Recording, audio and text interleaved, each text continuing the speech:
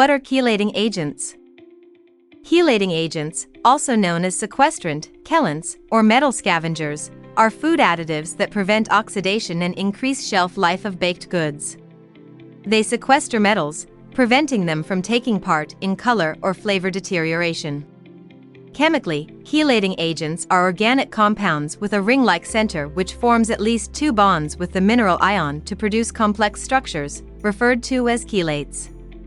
Examples of chelating agents include ethylenediamine tetrasic acid, EDTA, polyphosphates, organic acids such as citric or tartaric. How do chelating agents work? The word chelate is derived from the Greek chel, which means crab's claw.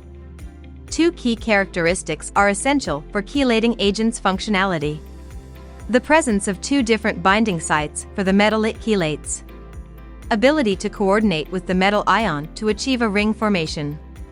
Metals such as calcium, zinc, iron, copper and many others can interact with components of food systems or can act as cofactors for oxidative activities that create off flavors. By binding metals, chelating agents can delay or retard these activities, thus preserving the functional and sensory properties of food products. Some chelating agents can also act as effective antioxidants. For example, EDTA is the most universally known chelating agent. Several salts of EDTA are produced, mainly calcium disodium EDTA, disodium EDTA, tetrasodium EDTA, etc.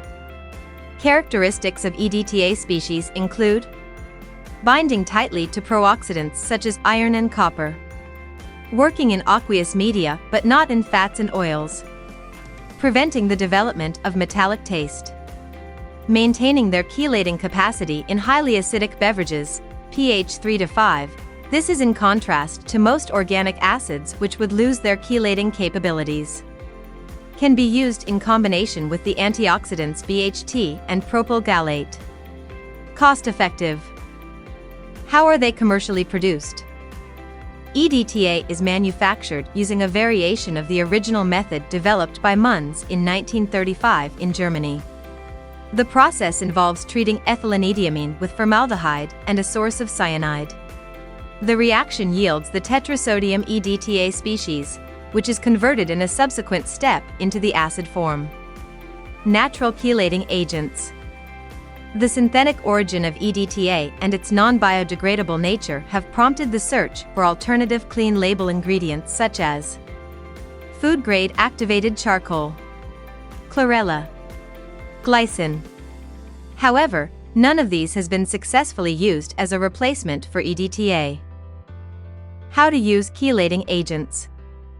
Chelating agents are used in a wide range of food products and are FDA-approved additives in canned products, carbonated beverages, mayonnaise, baking mixes, salad dressings, shortening, potato products, pickled vegetables.